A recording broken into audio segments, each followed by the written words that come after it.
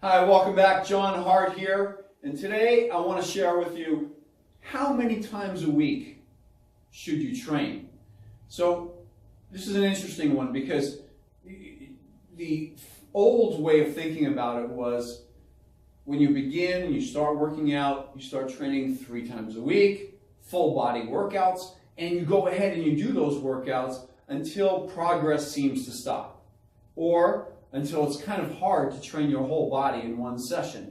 And then of course, it's advisable to split that up and then go 4, maybe 5 days a week, and then eventually split that up even into smaller workouts of smaller body parts per session or fewer body parts per session, and then go 6 days a week, maybe even 7.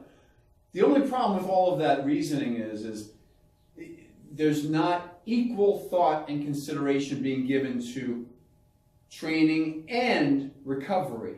So the more you train, the more recovery you're going to need. Somewhere in there, you're going to need to recover from those really intense workouts. But you'll say to me, John, when I do these workouts, I'm training shorter times. I'm doing fewer body parts per session. And I'll agree with you. This is true. It's true. And in effect, you are making a smaller dent in your energy subsystems versus that former full body workout you were doing. But the problem is that you're coming to the gym every day to lift weights.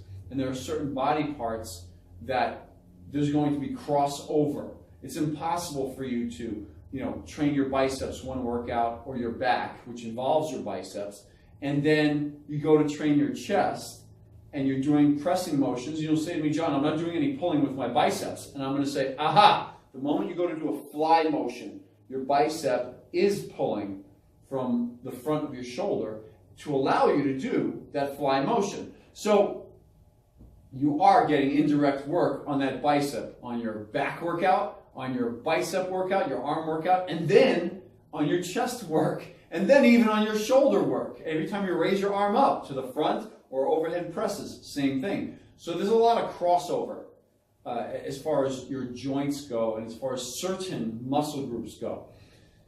So in general, that was the old philosophy of training. The longer you train, the more advanced you get, the more often you train, and your recovery ability does improve somewhat, but it never keeps up with your ability to generate more force and your ability to get so much stronger and create such a deficit of energy in your system that recovering from that before the next training session is very difficult to do. So what I'm driving towards, the point I'm trying to make is the more advanced you get, there needs to be equal consideration given to your ability to train really hard and how am I going to recover from those workouts? How am I going to recover from them?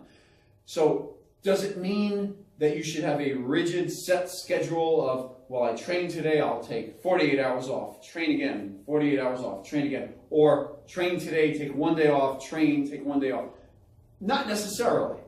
Does it mean you train really hard and perhaps because it was bigger body parts such as your thighs, your back, your chest, am I suggesting you should take maybe more recovery time before your very next training session of whatever body parts that will be? Yeah, I am.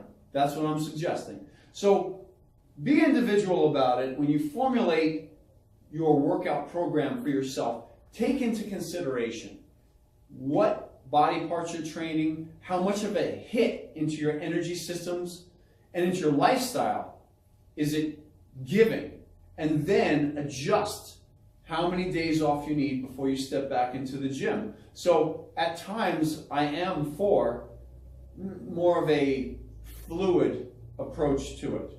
So as you train and as you become more advanced, I believe that you should have more of a mental connection with your body to know maybe you'll need an extra day off. And you take that extra day off just because you're not 100% ready to go. And physically, there's no negative. You will not lose muscle mass, lean body mass. If you're enjoying these videos, please hit that subscribe button below. Thank you.